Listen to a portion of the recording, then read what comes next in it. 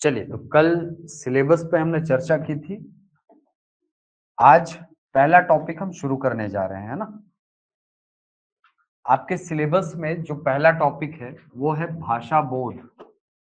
Heading डाल लेंगे आप लोग भी। पहले टॉपिक का नाम है भाषा बोध। भाषा बोध।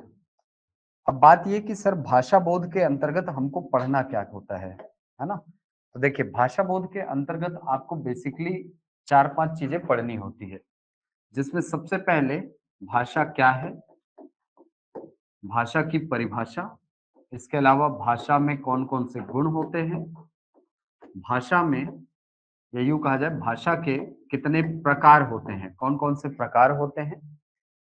इसके अलावा आपको पढ़ना होता है हिंदी का विकास क्रम, या यूँ कहूँ हिंदी भाषा का विकास क्रम।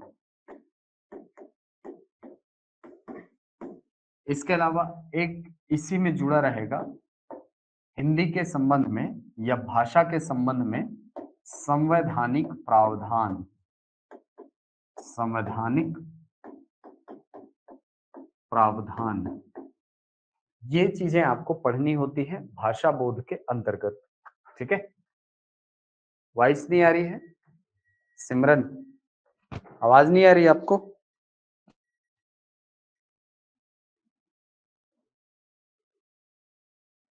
रिज्वाइन करके देखिए जिसको आवाज नहीं आ रही है ना? चलिए, तो सबसे पहला हेडिंग भाषा क्या है, भाषा की परिभाषा हम देखेंगे। भाषा क्या है? क्या है भाषा? अभिव्यक्ति का माध्यम है। ठीक है। किस चीज को अभिव्यक्त करेंगे सर? भावनाओं को अभिव्यक्त करेंगे, है ना? यानी ये एक माध्यम है जिसके द्वारा आप मन के भावों को अभिव्यक्त करते हैं। ठीक है? बहुत आसान सी भाषा है, आसान सी परिभाषा है ना? लेकिन ये जो परिभाषा है, ये आया कहाँ से है? तो देखिए, भाषा जो शब्द है, ये संस्कृत के भाष धातु से बनता है। संस्कृत के भाष धातु से बनता है, जिसका अर्थ होता है बोलना। और ये जो परिभाषा है, ये उस भावाभिव्यक्ति की बात करता है जिसमें हम बोल करके अपने मन के भावों को अभिव्यक्त करते हैं। भाषा की जो सबसे पहली परिभाषा है, ये दी गई थी आचार्य पतंजलि के द्वारा। नाम सुना है आपने? आचार्य पतंजलि। आचार्य पतंजलि ने, वही है योग सूत्र वाले, इन्होंने एक पुस्तक लिखी थी। उस पुस्तक का नाम था महाभाष्य। लेकिन महाभाष्य से पहले भी हमारे भारत में संस्कृत के व्याकरण से संबंधित एक किताब लिखी जा चुकी थी, जिसका नाम था अष्टाध्यायी। पुस्तक का नाम क्या था? अष्टाध्यायी। और इसको लिखा किसने था? आचार्य पाणिनि ने। ये जो आचार्य पाणिनि की पुस्तक है, पुस्तक का नाम क्या है? अष्टाध्यायी। ये अष्टाध्यायी जो है, ये विश्व में व्याकरण की पहली पुस्तक मानी जाती है। पूरी दुनिया में यदि व्याकरण की पहली कोई किताब बनी तो वो कौन सी बनी थी? अष्टाध्यायी। इस किताब में व्याकरण के जो नियम थे, वो संस्कृत भाषा के थे, और पूरे जो नियम हैं वो 8 अध्यायों में बटे हुए थे। इसलिए इस किताब को क्या नाम रखा गया? इस किताब का अष्टाध्यायी। इस अष्टाध्यायी पर टीका लिखने का काम किया था आचार्य पतंजलि ने। तो ये कहा जा सकता है कि आचार्य पतंजलि की जो किताब है महाभाष्य, ये मौलिक किताब नहीं है, बल्कि ये किताब जो है वो अष्टाध्यायी पर लिखा गया एक भाष्य है। उस पर लिखी गई एक एक कमेंट्री है, टीका है। अंग्रेजी में इसको कमेंट्री बोला जाता है ना, टीका जिसको हम बोलते हैं। तो आचार्य पतंजलि जो है, इन्होंने पुस्तक लिखी थी महाभाष्य।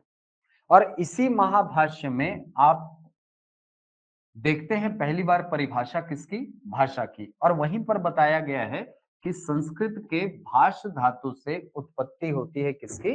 भाषा शब्द की। ठीक है? और इस महाभाष्य में भाषा को परिभाषित करते हुए आचार्य पतंजलि ने एक स्टेटमेंट लिखा है, वो कभी कभी एग्जाम में पूछता है। वो स्टेटमेंट है, भाषम व्यक्तायाम वाची।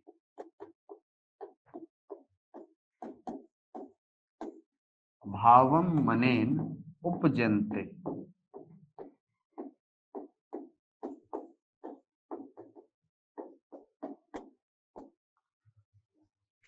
भाषम व्यक्तायाम वाची भावम मनेन उपजन्ते। इसमें से ये जो पोर्शन है ना, इसको पूछता है कभी कभी कि भाषम व्यक्तायाम वाची ये कथन किसका है या किस किताब से लिया गया है। तो किस किताब से लिया गया है?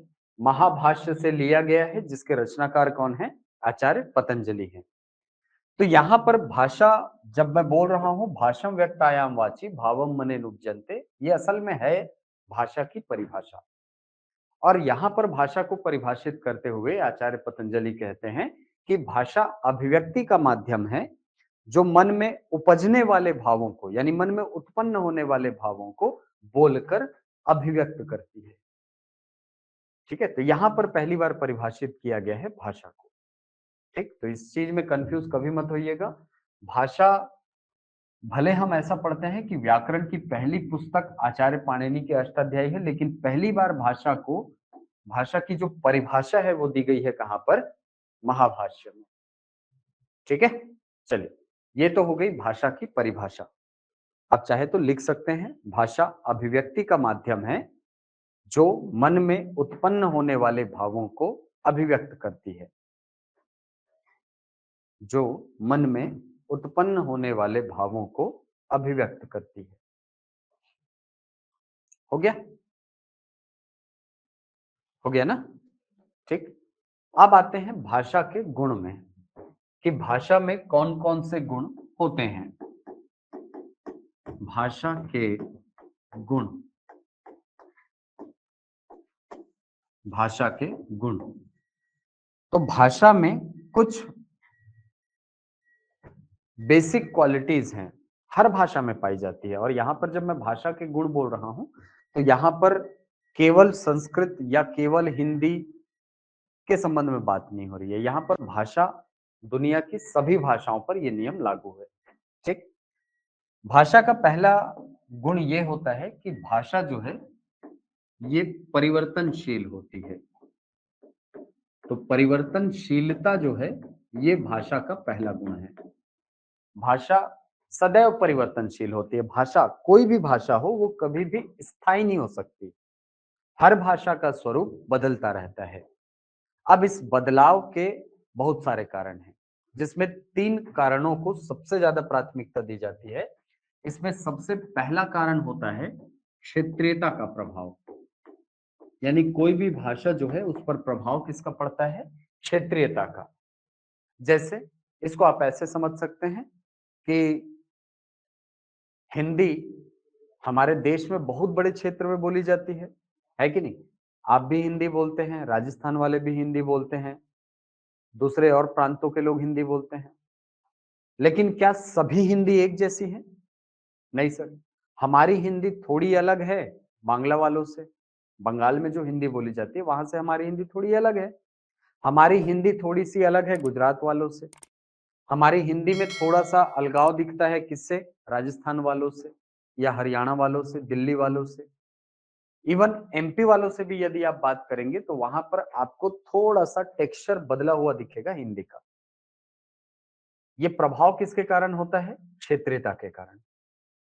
होता यह है कि दुनिया की कोई भी भाषा हो, वो अपने आसपास की भाषाओं और आसपास की बोलियों से प्रभावित होती रहती है।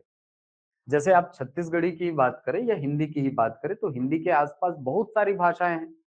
छत्तीसगढ़ी को जैसे मैं रेफरेंस में लेता हूं तो आप ये सुने होंगे, बिल्कुल सुने होंगे कि छत्तीसगढ़ी जो है, पूर्वी छत्तीसगढ़ी अलग है और पश्चिमी छत्तीसगढ़ी अलग है। पूर्वी छत्तीसगढ़ी को लरिया बोला जाता है, पश्चिमी छत्तीसगढ़ी को खलटाही बोला जाता है। सुने हो?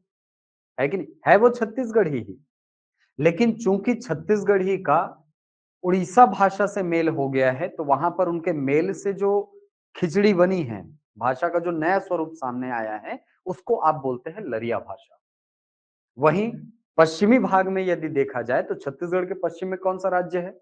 महाराष्ट्र है। मराठी भाषा से उसका मेल हुआ है और वहां जो नए प्रकार की भाषा निकली है, असल में है वो छत्तीसगढ़ी, लेकिन उस पर प्रभाव हमको किसका दिखाई पड़ता है? मराठी का। है वो छत्तीसगढ़ी ही। छत्तीसगढ़ी के उपभाग में ही पढ़ते हैं आप। लरिया भाषा हो गया, सरगुजिया भाषा हो गया, है कि नहीं? बिलासपुरी छत्तीसगढ़ी और रायपुरी छत्तीसगढ़ी में अंतर है। यहाँ पर आबो-जाबो बोलते हो आप, वहाँ पर आप क्या बोलते हो? आहा-जहाँ, आहा-जहाँ चलता है, ठीक है? तो ये अंतर क्यों है?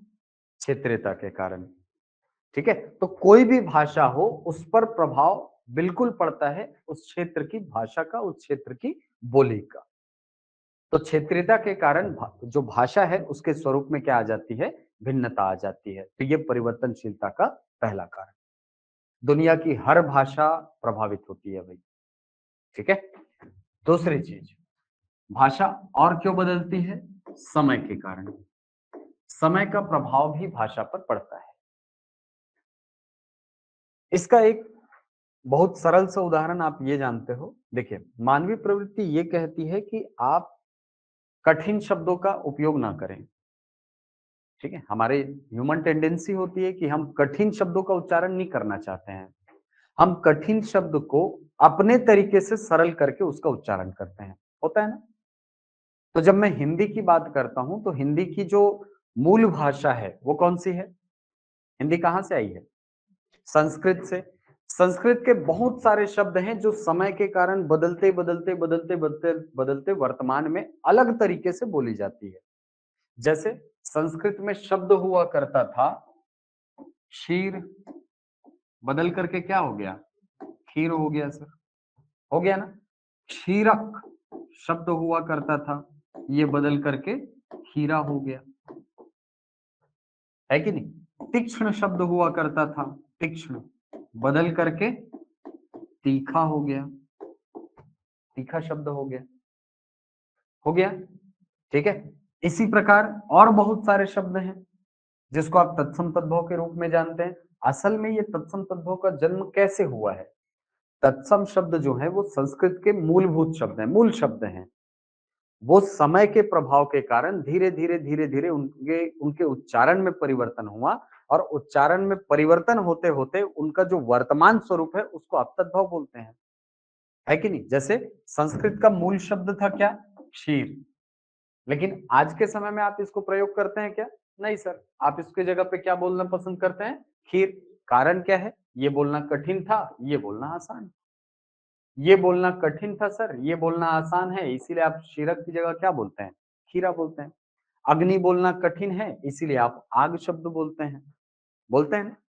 क्यों बोलते हैं? क्योंकि ये बोलना ज्यादा आसान है बनिस्बत इसके, ये कठिन है थोड़ा सा बोलना, ठीक है? तो समय का प्रभाव हमको भाषा पर दिखता है और इसके पीछे हमारी मानवीय प्रवृत्ति होती है कि हम शब्दों को सरल रूप में बोलना चाहते हैं।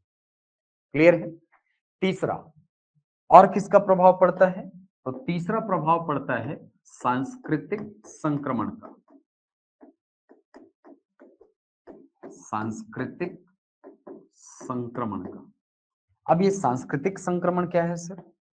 सांस्कृतिक संक्रमण का मतलब होता है दो संस्कृतियों का आपस में मेल होना। यानी संस्कृति एक मैं लिखता हूं यहां पर, यहां लिखता हूं संस्कृति नंबर 2। इन दोनों संस्कृतियों के जो मेल की अवस्था होगी, मिलने की जो अवस्था होगी, उसी को कहा जाता है क्या? सांस्कृतिक संक्रमण। जब भी दो संस्कृतियां आपस में मिलती है तो वहां पर पहली संस्कृति से कुछ चीजें निकल करके दूसरी संस्कृति में चली जाती है और दूसरी संस्कृति से कुछ चीजें निकल करके पहली संस्कृति में आ जाती है। ये हमेशा होता है। जैसे इसको आप बिल्कुल अभी जैसे नवरात्र आएगा ना, आप देखना शुरू कर दोगे, चालू हो जाएगा देखना। जैसे छत्तीसगढ़ की मूल जो संस्कृति है वहां पर गरबा हमको दिखाई पड़ता है क्या? गरबा है हमारे यहाँ? नहीं है सर। लेकिन वर्तमान स्वरूप में देखो, वर्तमान परिप्रेक्ष्य में आप देखोगे तो नवरात्र में लगभग हर शहर में गरबा का आयोजन होता है। क्यों हो रहा है सर? क्योंकि हमारी संस्कृति का गुजराती संस्कृति से मेल हुआ है और उनके संस्कृति से कुछ निकल करके हमारे यहाँ आ गया है कि नहीं? ठीक, तो ये है क्या, चीजों का लेन देन हमेशा होता है। ये जब भी दो संस्कृतियां आपस में मिलती हैं तो तीन चीजों का लेन देन होता है, जिसमें एक प्रमुख घटक है रीति रिवाजों का लेन देन, रीति रिवाज। दूसरी चीज जिसका लेन देन होता है वो है साहित्यों का लेन देन, और तीसरी चीज जिसका लेन देन होता है वो है भाषा या शब्दों का लेन देन। शब्द के माध्यम से भाषा का लेन देन होता है। साहित्यों का लेन देन भी होता है, और साहित्यों का लेन देन होता है अनुवाद के माध्यम से। जब भी दो संस्कृतियां आपस में मिलती हैं तो एक संस्कृति के साहित्य दूसरी संस्कृति में, दूसरी संस्कृति के साहित्य पहली संस्कृति में आ जाते हैं, और ये अनुवाद के माध्यम से होता है। जैसे अंग्रेज हमारे यहाँ आए तो अंग्रेजों ने हमारे संस्कृत के बड़े सारे साहित्यों को क्या किया, अंग्रेजी में अनुवाद किया। सुना होगा आपने, अभिज्ञान शाकुंतलम पहली किताब थी जिसको अंग्रेजी में अनुवाद किया गया था। उसके बाद फिर बहुत सारे लाइन से बहुत सारी किताबों को अंग्रेजी में अनुवाद किया गया, जिसमें नाम आप सुनते होंगे विलियम जोन्स का, विल्किंसन का नाम सुनते होंगे। विल्किंसन ने महाभारत को अनुवाद किया था अंग्रेजी में, है ना। इतिहास में और पीछे जाएंगे तो आपको दारा शिकोह जैसे लोग मिलेंगे जिन्होंने उपनिषदों को अनुवाद किया है फारसी भाषा में। अल बरूनी मिलेगा आपको, उसने भी बहुत सारे साहित्यों को संस्कृत से अरबी भाषा में ट्रांसलेट किया है। फैजी की अध्यक्षता में अकबर ने एक विभाग बनाया था, अनुवाद विभाग। वो क्या करते थे, वो उस अनुवाद विभाग में संस्कृत के जो साहित्य हैं उसको फारसी भाषा में अनुवाद करते थे। तो हो क्या रहा है सर, दो दो कल्चर मिल रहे हैं तो मिल रहे हैं तो क्या हो रहा है, हमारी भाषा के जो साहित्य हैं वो दूसरी भाषा में जा रहे हैं कि नहीं, जा रहे हैं सर। तो एक भाषा के साहित्य दूसरी भाषा में जाएंगे जब भी दो संस्कृतियों का मेल होगा, दो कल्चर आपस में जब भी मिलेंगे तो एक भाषा के साहित्य दूसरी भाषा में, और वैसे ही दूसरी भाषा के साहित्य भी हमारे यहाँ आ जाते हैं, आते हैं कि नहीं। जैसे आप आज की डेट में टॉल्स्टॉय हो गया, या हिटलर की किताब हो गई, या कोई और राइटर हो गया, ओ हेनरी हो गया, या कोई भी दूसरा राइटर हो गया, उसकी किताब को आपको यदि अंग्रेजी नहीं भी आती है तो भी आप पढ़ सकते हैं।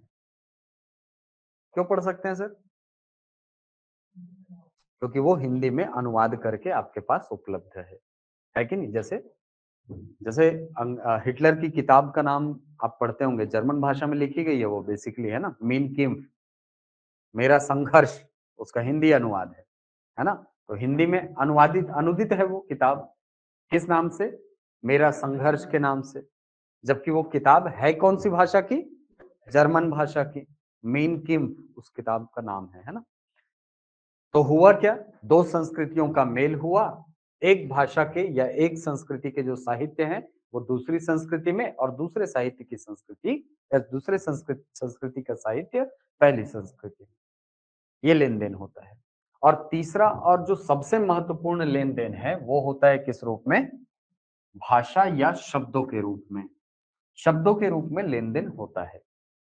जैसे बहुत सारे शब्द, जब भी दो कल्चर आपस में मिलते हैं ना तो इस कल्चर के शब्द दूसरे कल्चर में और दूसरे कल्चर के शब्द इस भाषा में आ जाते हैं। इसलिए आप देखिए हमारी हिंदी में ही देखिए, इतनी सारी भाषाओं के शब्द आपको देखने को मिलेंगे, बहुत सारे भाषाओं के, जैसे अरबी के शब्द आपको मिलेंगे, फारसी के शब्द आपको मिलेंगे, अंग्रेजी के शब्द तो जाने अनजाने में हम इतना ज्यादा प्रयोग करते हैं हमको पता ही नहीं चलता है कि ये विदेशी भाषा है। ऐसे ही पुर्तगाली भाषा के शब्द हैं, चीनी भाषा के शब्द हैं, यानी विदेशज शब्द जो हैं हमारे यहाँ वो असल में किसका परिणाम है, सांस्कृतिक संक्रमण का परिणाम है। विदेशज शब्द जो हमारे यहाँ आए हुए हैं वो बेसिकली किसका परिणाम है, सांस्कृतिक संक्रमण का परिणाम। क्लियर है। अब इन तीन चीजों के कारण भाषा जो है वो कभी भी स्थायी रूप में नहीं रहती है। इसीलिए भाषा का जो सबसे पहला गुण है वो क्या है, परिवर्तनशीलता। भाषा कैसी होती है, परिवर्तनशील होती है। ठीक है। अगली विशेषता, दूसरी विशेषता, दूसरी विशेषता ये कि भाषा सरलता सॉरी कठिनता से सरलता की ओर अग्रगामी होती है। कठिनता से किस ओर जाएगी? सरलता की ओर। कोई भी भाषा हो, वो कभी भी सरल से कठिन नहीं होगी। हर भाषा का जो प्रवाह है वो कैसे होता है? पहले वो कठिन रहती है, धीरे धीरे धीरे धीरे करके वो सरल होती है। क्लियर है?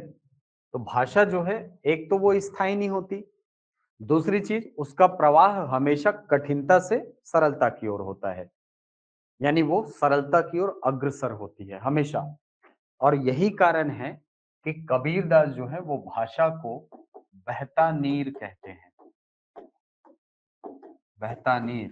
तो क्वेश्चन आता है कि भाषा को बहता नीर किसने कहा है? आंसर क्या होगा? कबीरदास। और इस बात को कहते हुए वो एक लाइन बोलते हैं, शायद आपने सुना भी होगा कहीं, कोस कोस में पानी बदले और चार कोस में बानी। यानी कोई भी भाषा का स्वरूप जो है, जैसे हर कोस में पानी का स्वाद बदल जाता है, वैसे ही हर चार कोस के बाद भाषा का स्वरूप बदल जाता है। ये किसका स्टेटमेंट है? कबीरदास का है। ठीक है, तो ये दूसरी विशेषता कि भाषा जो है वो कठिनता से सरलता की ओर चलती है। ये सरलता का क्या क्या अर्थ है सर? उच्चारण की सरलता। ठीक है, भाषा जैसे आपको संस्कृत के शब्द दूंगा तो वो उच्चारण में थोड़े से कठिन है कि नहीं? संस्कृत के शब्द उच्चारण में थोड़े कठिन होते हैं, उसको आपने अपने तरीके से सरल करके उच्चारित करना शुरू कर दिया, इसीलिए वो भाषा क्या हो गई? सरल हो गई। ठीक, तो ये दूसरी विशेषता। तीसरी विशेषता भाषा की कि भाषा यादृच्छिक होती है। यानी तीसरा गुण क्या है? यादृच्छिकता जो है, ये भाषा का तीसरा गुण है, यादृच्छिकता। किसी भी भाषा में यादृच्छिकता को आप दो रूपों में देख सकते हैं। यादृच्छिकता बोलते किसको है? रैंडमनेस है। क्या रैंडमनेस? किस चीज का रैंडमनेस? हाँ, कैसा रैंडमनेस? कहीं से कुछ भी। हाँ, ठीक, तो रैंडम एकदम, है कि नहीं? जैसे आप लोग पढ़ते हैं ना गणित में, कल ही बताया था मैं जहां तक आपको, है ना, यादृच्छया उठाया गया, प्रायिकता ज्ञात कीजिए, है ना?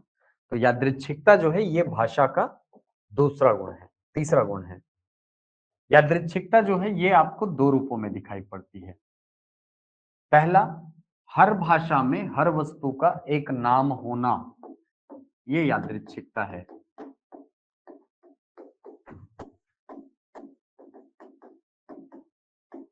हर भाषा में हर वस्तु का नाम होना, ये क्या है? यादृच्छिकता है। जैसे ये वस्तु जिस पर आप बैठे हैं, हिंदी में ये वस्तु क्या है? और यही वस्तु अंग्रेजी में क्या है? चेयर है। वस्तु तो वही है ना, वस्तु वही है कि नहीं? जहां से आप आते हैं, क्या खोल के आते हैं इसको? दरवाजा खोल के आते हैं। पुर्तगाली भाषा का शब्द दरवाजा है ना। हिंदी में यही द्वार है, और अंग्रेजी में यही वस्तु क्या है? गेट है, डोर है। वस्तु तो वही है ना। भाषा बदली तो इस वस्तु का नाम भी बदल गया। ये यादृच्छिकता का पहला प्रकार है। तो हमको एक यादृच्छिकता इस तरीके से दिखती है कि हर भाषा में उसी वस्तु का अलग तरीके से नाम होना, ये रैंडमनेस है। दूसरा, वस्तुओं के नामकरण के पीछे क्या तर्क है, ये अज्ञात होता है। नामकरण के पीछे तर्क ना होना, ये दूसरे प्रकार की यादृच्छिकता है। कुर्सी को कुर्सी ही क्यों बोलते हैं? कोई कारण नहीं। दरवाजा को दरवाजा ही क्यों बोलते हैं? कोई कारण।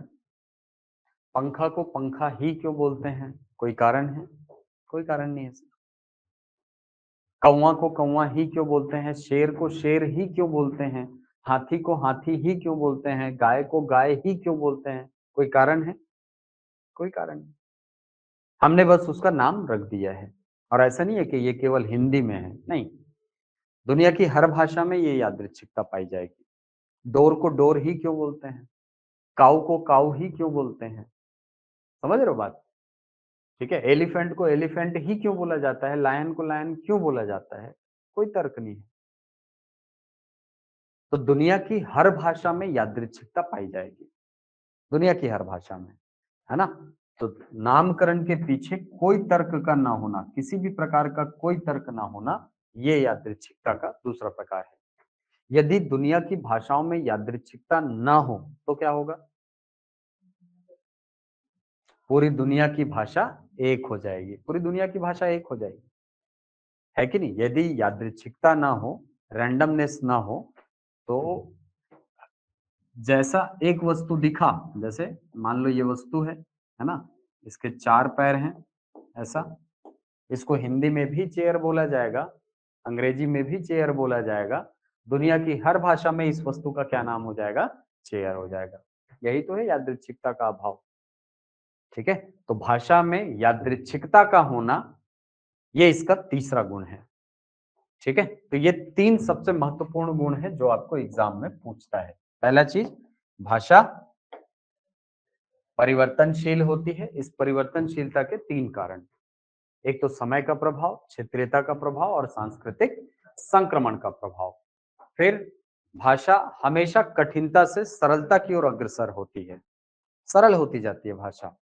और तीसरी चीज, भाषा जो है इसमें यादृच्छिकता होती है, दुनिया की हर भाषा यादृच्छिक होती है, ठीक? ये है भाषा के गुण।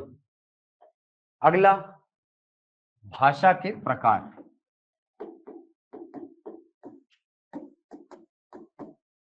भाषा के प्रकार, भाषा के प्रकार बोलने का मतलब क्या है सर?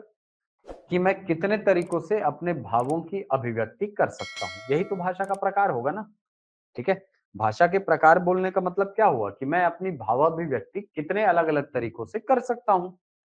तो भाषा के मूलतः 3 प्रकार होते हैं।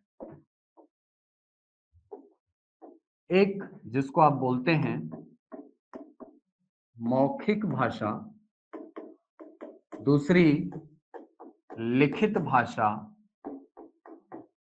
और तीसरी सांकेतिक भाषा।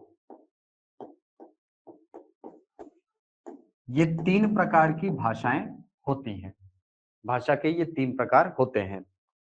अब यदि मैं बात करता हूं मौखिक भाषा की, तो मौखिक भाषा में भाव संप्रेषण के लिए ध्वनियों का प्रयोग होता है, ध्वनि के माध्यम से भाव संप्रेषण किया जाता है। जैसे जैसे मैं आपसे बात कर रहा हूं, तो यहाँ पर हम दोनों के बीच में या हम हमारे बीच में एक माध्यम है जिसके द्वारा हम जुड़े हुए हैं। ये माध्यम क्या है? ध्वनि, है कि नहीं? मेरे मुंह से कुछ ध्वनियां निकल रही हैं, इसमें कुछ अर्थ निहित हैं, आप उस अर्थ को समझते हैं और आप मुझे सुन रहे हैं, है कि नहीं? तो यहाँ पर भाषा का कौन सा प्रकार होगा? ये मौखिक भाषा है। मौखिक भाषा में भाव संप्रेषण के लिए किसका प्रयोग होता है? ध्वनियों का प्रयोग होता है। तो ध्वनियों के माध्यम से भाव संप्रेषण जब किया जाता है तो वहां किस प्रकार की भाषा होती है? मौखिक भाषा। दूसरा है लिखित भाषा। लिखित भाषा में भाव संप्रेषण के लिए ध्वनि चिन्हों का प्रयोग होता है, ध्वनि चिन्हों का प्रयोग होता है। ध्वनि चिन्हों को कहा जाता है लिपि। ध्वनि चिन्हों को क्या कहा जाता है? लिपि कहा जाता है, ठीक है? ये लिपि क्या है? लिपि क्या है? ध्वनियों का लिखित रूप, है कि नहीं? ध्वनियों के लिखित रूप को ही आप क्या बोलते हो? ध्वनि चिन्ह या लिपि बोलते हो, ठीक? अब लिपि जो है ये बहुत सारे प्रकार की हो सकती है, जिसमें अगर मैं हिंदी के लिपि की बात करूं तो हिंदी कौन सी लिपि में लिखी जाती है? देवनागरी लिपि में लिखी जाती है कि नहीं? अब यहीं पर समझ लीजिए कि देवनागरी लिपि का विकास क्रम क्या है। तो सबसे पहले एक चीज हमेशा याद रखना, भारत में अधिकांश जो भाषाएं हैं उनकी लिपि का जन्म कहां से हुआ है? ब्राह्मी लिपि से। ब्राह्मी लिपि जो है इसको भारत की प्राचीनतम लिपियों में से एक माना जाता है, ठीक है? प्राचीनतम नहीं है लेकिन प्राचीनतम में से एक है, क्योंकि हमारे यहाँ बहुत सारे प्रकार की भाषाएं दक्षिण भारत में भी दिखाई पड़ती हैं और वहां की लिपियां जो है वो इन लिपियों से भिन्न है। अलग हैं। कुटिल लिपि वगैरह जो पढ़ते हैं हम, है ना, वो अलग प्रकार की लिपियां हैं। जैसे तेलुगु, मलयालम, कन्नड़, इन भाषाओं की लिपि एकदम अलग है। देखा है आपने कभी? ठीक है, देखे होंगे, साउथ इंडियन मूवी तो देखते ही हैं सब, है ना। यदि मैं आर्य भाषाओं की बात करता हूं तो आर्य भाषाएं जो हैं उनकी लिपियां जो हैं वो कहां से निकली हैं? ब्राह्मी लिपि से। ब्राह्मी लिपि समय के साथ धीरे धीरे परिवर्तित हुई और गुप्त लिपि अस्तित्व में आती है। गुप्त लिपि, गुप्त लिपि और आगे बढ़ती है और लिपि का जो स्वरूप सामने आता है उसको नाम दिया जाता है नागरी लिपि। और नागरी लिपि अंततः किसमें बदली है? देवनागरी लिपि में। तो ये ये जो 4 चरण हैं, इन 4 चरणों के माध्यम से देवनागरी लिपि अब वर्तमान अस्तित्व में आई है। जो आप लिखते हैं ना ऐसा, ये लिखे, ये कौन सी लिपि में लिखी है? देवनागरी लिपि में लिखी हुई है। ये इस रूप में नहीं आई है, ठीक है? यानी ये शुरू से इस रूप में नहीं रही है। ये धीरे-धीरे, धीरे-धीरे बदलते हुए इस स्वरूप तक पहुँची है। तो सबसे प्राचीनतम कौन? ब्राह्मी लिपि। आर्य भाषाओं में सबसे प्राचीन यही है, ठीक? उसके बाद फिर आती है कौन? गुप्त लिपि, फिर नागरी और फिर आती है देवनागरी लिपि, ठीक? चलिए, अगला प्रकार है भाषा का सांकेतिक भाषा। सांकेतिक भाषा, भाषा का वो प्रकार है जिसमें संकेतों के माध्यम से भाव संप्रेषण किया जाता है। जैसे ट्रैफिक सिग्नल।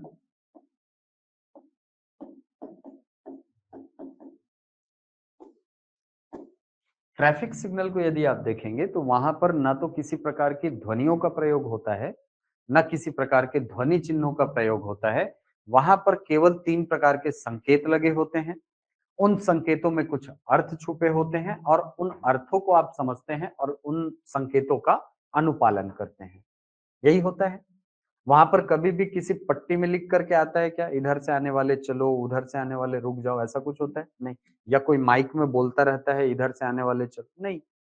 वहां पे केवल 3 प्रकार की लाइटें लगी होती है और उन लाइटों का अर्थ आप समझते हैं और उसका अनुपालन करते हैं ट्रैफिक सिग्नल का, ठीक? तो वहां पर भाव संप्रेषण के लिए आपने किसका प्रयोग किया? संकेतों का प्रयोग किया है। तो ये 3 प्रकार की भाषाएं संभव है। पहला मौखिक भाषा, दूसरी लिखित भाषा और तीसरी सांकेतिक भाषा। अगर मैं लिखित व्याकरण की बात करूं या व्याकरण की यदि मैं बात करता हूं, तो व्याकरण जो है ये बेसिकली लिखित भाषा का ही संभव होता है। लिखित भाषा का संभव होता है, लेकिन चूंकि लिखित भाषा अंततः आई कहां से है? मौखिक भाषा से ही। इसीलिए अधिकांश किताबों में भाषा के केवल 2 ही प्रकार लिखे होते हैं। इसको याद रखना, ठीक है? लेकिन अगर एग्जाम में आए तो 3 प्रकार ही लेना, ठीक है? तो कंफ्यूज मत होना, किसी किताब में 2 लिखा होगा तो इस बात को बिल्कुल मत सोचना कि सर तो 3 प्रकार पढ़ाए हैं, यहाँ किताब में 2 ही लिखा है। 3 प्रकार की होती है भाषाएँ।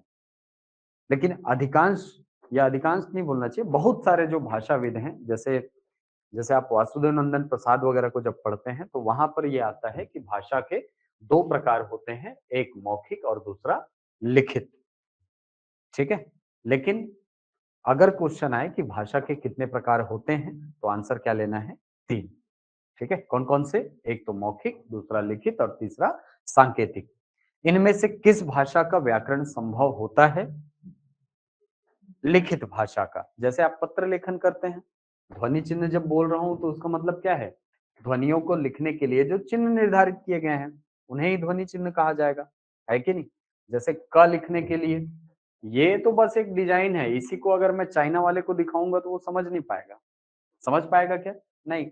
लेकिन वो व्यक्ति जिसको देवनागरी लिपि आती है, वो समझ जाएगा कि यहाँ पर ये लिखा है, इसका मतलब ध्वनि किस प्रकार की है? क। ये ध्वनि इसमें समाहित है।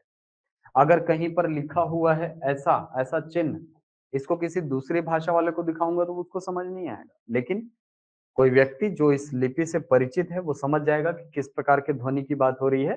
अ, इस ध्वनि की बात यहाँ पर हो रही है, ठीक है? चलिए, तो लिखित भाषा का व्याकरण संभव होता है, बाकी दोनों का व्याकरण संभव नहीं होता है, ठीक? और भाषा जो है, भाषा का जो विकास है ना? भाषा का जो विकास है, वो मौखिक भाषा से लिखित भाषा की ओर होता है, इसको याद रखना। यानी भाषा पहले आती है, ध्वनियां पहले आती हैं, बाद में किसका अस्तित्व सामने आता है? लिपियों का। ठीक है, पहले कौन आती है? ध्वनि, बाद में फिर ध्वनि चिन्ह आते हैं। ओके, तो ये है भाषा के प्रकार। क्लियर है यहां तक? अब अगला टॉपिक है हिंदी का विकास क्रम।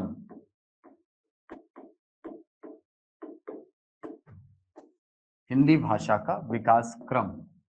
तो हिंदी भाषा का विकास क्रम जब मैं बोल रहा हूं तो एक चीज आप बिल्कुल अपने जहन में बिठा लीजिए कि दुनिया की कोई भी भाषा हो, वो अचानक से पैदा नहीं होती है कि नहीं? उसका एक प्रॉपर डेवलपमेंट होता है, उसका एक निश्चित विकास क्रम होता है। जैसे दुनिया की हर भाषा का विकास क्रम होता है, वैसे ही हिंदी का भी एक विकास क्रम है। हिंदी का विकास क्रम प्रारंभ होता है संस्कृत से। कहां से प्रारंभ होगा? संस्कृत से। और संस्कृत का जो प्राचीनतम स्वरूप है, सबसे पुराना स्वरूप है, ये हमको देखने को मिलता है कहां? वेदों में। और वेदों के संस्कृत को आप क्या कहते हैं? वैदिक संस्कृत। वैदिक संस्कृत का जो समय है, या वैदिक संस्कृति का जो समय है, ये माना जाता है लगभग 1500 ईसा पूर्व के आसपास। ईसा और ईसा पूर्व में कंफ्यूजन तो नहीं है ना? समझते हैं? ठीक है, यानी आज से लगभग 3500 साल पहले। ठीक है, 3500 साल पहले बोल रहा हूं, इसका मतलब 1500 ईसा पूर्व। जैसे अभी 2200 है, 2200 प्लस 1500, तब वो किस में चला जाएगा? ईसा पूर्व में चला जाएगा। ठीक है, 2200 प्लस 1500 करूंगा तो मैं वही मैं बोल रहा हूँ, 3500 हम चले गए हैं फिर। वही तो बोला ना मैंने। ठीक है, तो 3500 किस हिसाब से बोल रहा हूँ? उसी के हिसाब से बोल रहा हूँ। ठीक, चलिए।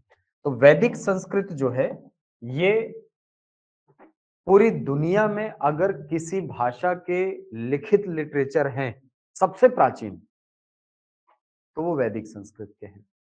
यहां तक कि यूनेस्को भी ये मानता है कि दुनिया का सबसे प्राचीन ग्रंथ, लिखित ग्रंथ यदि कोई प्राप्त है तो वो ऋग्वेद है। ठीक है, तो ऋग्वेद की ही संस्कृति को हम किसके अंतर्गत रखते हैं? वैदिक संस्कृति के अंतर्गत। और वैदिक संस्कृत की जो भाषा है, या जो ऋग्वेद की भाषा है, उसी को क्या कहा जाता है? वैदिक संस्कृत।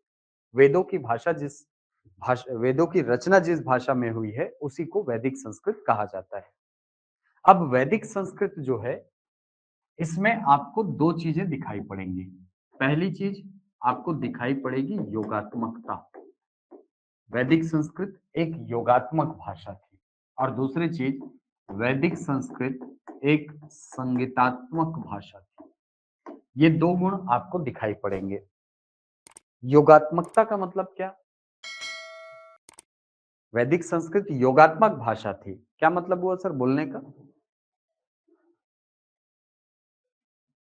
जैसे मैं आपको यहां पर देखो, कहीं पर देखो, ये इस इस वाक्य को देखिए। इस वाक्य में ये जो शब्द हैं, ये अलग अलग लिखे हुए हैं कि नहीं? अलग अलग लिखे हुए हैं ना? वैदिक संस्कृत में ऐसा नहीं होता था। वैदिक संस्कृत में सारे शब्दों को एक साथ जोड़ करके लिखा जाता था। यानी शिरोरेखा जो है, शिरोरेखा मतलब ये जो ऊपर लाइन लगती है ना, ये जो ऊपर लकीर खींची गई है, इसको बोला जाता है शिरोरेखा, या इसी को बोला जाता है सुरेखा। याद रखना, शिरोरेखा बोले या सुरेखा, इसी को बोला जाता है। जब हम देवनागरी लिपि में लिख रहे हैं, हिंदी लिख रहे हैं, तो यहाँ पर शिरोरेखा बीच बीच में से खंडित है, टूटी हुई है। लेकिन संस्कृत में ऐसा नहीं होता। संस्कृत में शिरोरेखा शुरू से लेकर के आखिरी तक एक साथ चलती है।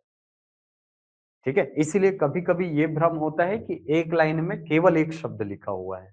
पता वैसे ही लगेगा ना हमको, लगेगा वैसे ही ना कि एक लाइन में कितना शब्द लिखा है? केवल एक लिखा है, इसीलिए इसने बीच में गैप नहीं दिया है।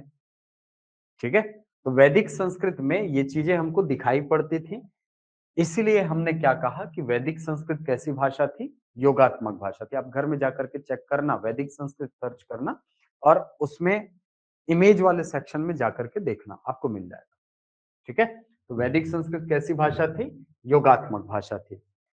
अब दूसरी चीज, वैदिक संस्कृत में संगीतात्मकता का भी गुण था, यानी वैदिक संस्कृत जो है ये संगीतात्मक भाषा थी।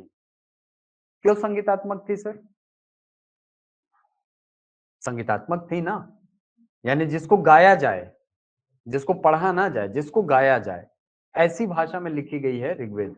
ऋग्वेद ऐसे ऐसी भाषा में लिखा गया है जिसको गाया जा सकता है, जिसको पढ़ा नहीं जा सकता, जिसको पढ़ नहीं सकते आप, जिसको गा सकते हो आप। ऐसा लिखने का कारण भी तो कुछ रहा होगा। देखिए, आप सुने होंगे कि वेद जो हैं इनको श्रुति मूलक ग्रंथ बोलते हैं या श्रुति ग्रंथ बोला जाता है। सुने आप? श्रुति मूलक ग्रंथ बोला जाता है। श्रुति मूलक क्यों बोला जाता है? श्रुति यानी श्रुत धातु से बना हुआ है श्रुति शब्द, जिसका मतलब होता है सुनना। ठीक है, वेद जो है इसके अंदर ज्ञान भरा हुआ है, दार्शनिक ज्ञान है इसके अंतर्गत। इस ज्ञान को अगली पीढ़ी तक पहुंचाने के लिए जो आचार्य होते थे वो उपनिषद की परंपरा चलाते थे। उपनिषद यानी उपनिषद, गुरु के समीप बैठकर जो ज्ञान अर्जित किया जाता था उसको बोला जाता था उपनिषद। उप यानी समीप या सामने, नि यानी होता है ज्ञान, शद यानी बैठना। तो गुरु के समीप बैठकर जो ज्ञान अर्जित किया जाए उसको उपनिषद कहा जाता है। ठीक है, अब मान लो गुरु है, वो अपने शिष्यों को कोई चीज याद कराना चाहता है। अगर मैं पैराग्राफ पढ़ता जाऊं तो क्या आपको याद होगा? बस पढ़ते जा रहा हूँ, किताब लेकर के पढ़ते जा रहा हूँ, याद होगा क्या? नहीं होगा। और एकदम शब्दशः याद होना है, एकदम वर्ड टू वर्ड याद करना है, याद हो पाएगा? नहीं हो पाएगा। लेकिन यहीं पर अगर आप किसी गाने को 4 से 5 बार सुन लेते हो तो फिर परमानेंट हो जाता है वो, फिर आप गुनगुनाने लगते हो। इसके बाद ये शब्द है, इसके बाद ये शब्द है, इसके बाद ये शब्द है, आपके दिमाग में आ ही जाता है वो, है ना? तो ये जो उपनिषद की परंपरा थी, इसके कारण वैदिक संस्कृत का स्वरूप कैसा हो गया है? संगीतात्मक हो गया है। यानी गुरुओं के द्वारा, आचार्यों के द्वारा जो शिष्यों को सिखाने के लिए, याद कराने के लिए जिस भाषा का प्रयोग किया जाता था, वो भाषा कैसी थी? संगीतात्मक भाषा थी। ठीक है, आप खुद सोचिए ना, पैराग्राफ को याद करना कितना कठिन होता है, लेकिन वहीं पर अगर कोई गाना गाने बोले तो गाना तो याद होता है हमको, है कि नहीं? ठीक है, इसीलिए उस भाषा को कैसा बनाया गया था? संगीतात्मक बनाया गया था, ताकि एक पीढ़ी से दूसरी पीढ़ी तक इसको आसानी से हस्तांतरित किया जा सके।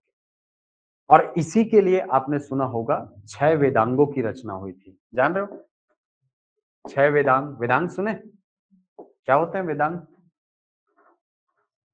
होते क्या है वेदांग? हाँ, वेदों को समझने के लिए, वेदों को समझने के लिए है। वेद पाठ करने के लिए आपको जरूरी चीजें हैं वो। आप किसी भी गुरुकुल में जाएंगे ना तो वहां पर आपको डायरेक्ट वेद नहीं पकड़ा दिया जाता है। पहले आपको ये 6 अंग पढ़ाए जाते हैं। ये 6 अंग कौन कौन से हैं?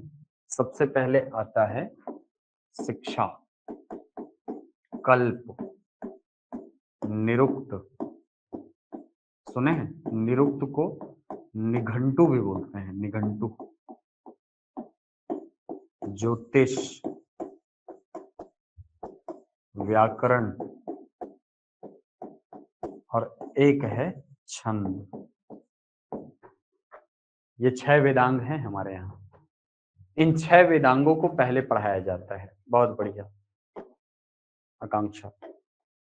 इसमें से ये निरुक्त बहुत इंपॉर्टेंट, व्याकरण बहुत इंपॉर्टेंट, और छंद, ये 3 इंपॉर्टेंट है बहुत ज्यादा।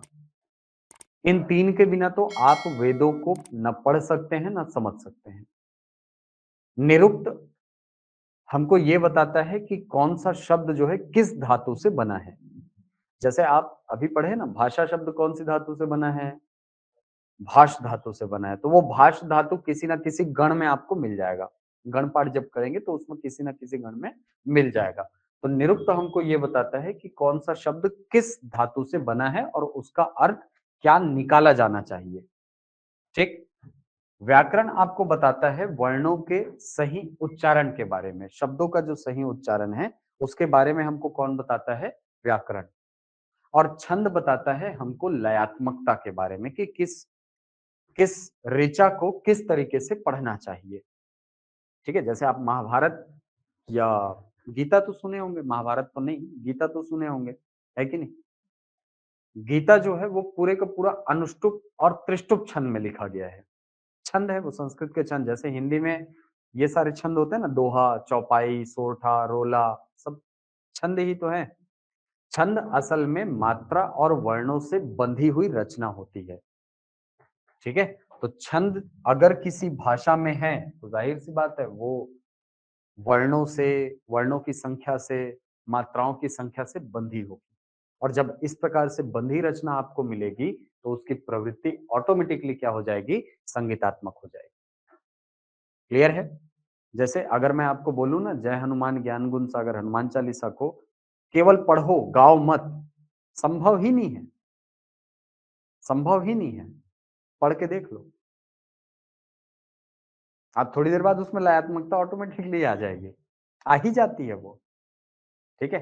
किसका प्रभाव है? छंद का प्रभाव है। ठीक? तो छंद जो हैं, ये वैदिक संस्कृत का महत्वपूर्ण अंग थे, इसीलिए वैदिक संस्कृत कैसी भाषा हो गई? संगीतात्मक भाषा हो गई। ठीक? अब वैदिक संस्कृत जो है ये समय के साथ आगे बढ़ेगी, उसमें परिवर्तन होगा क्योंकि कोई भी भाषा स्थायी नहीं हो सकती है, परिवर्तनशीलता का गुण है। वैदिक संस्कृत आगे बढ़ेगी, लौकिक संस्कृत में बदलेगी, आगे कल पढ़ाऊंगा इसको, है ना? लौकिक संस्कृत बदल के पाली भाषा बदल के प्राकृत, प्राकृत 7 बनेंगे, है ना? मतलब प्राकृत भाषा आगे जाकर के 7 अपभ्रंशों में टूटेंगे, अपभ्रंशों से अवहट्टों का निर्माण होगा और अवहट्टों से फिर आधुनिक भाषाएं विकसित होंगी। यानी हिंदी का स्वरूप जो है ये अवहट्टों से दिखता है। ठीक? इसको हम लोग आगे कल कंटिन्यू करेंगे। कठिन तो नहीं लग रही है हिंदी? नहीं ना? बहुत आसान है यार हिंदी। साथ में पढ़ते जाओ, प्रॉपर नोट्स बनाते जाओ, आपके लिए हिंदी इतनी आसान कर दूँगा, आप एक बार देखेंगे कॉपी हो जाएगा आपका। ठीक है? चलिए, आप लोगों को कोई दिक्कत? आकांक्षा, रीना, रोहन, सीमा, सरल है ना हिंदी?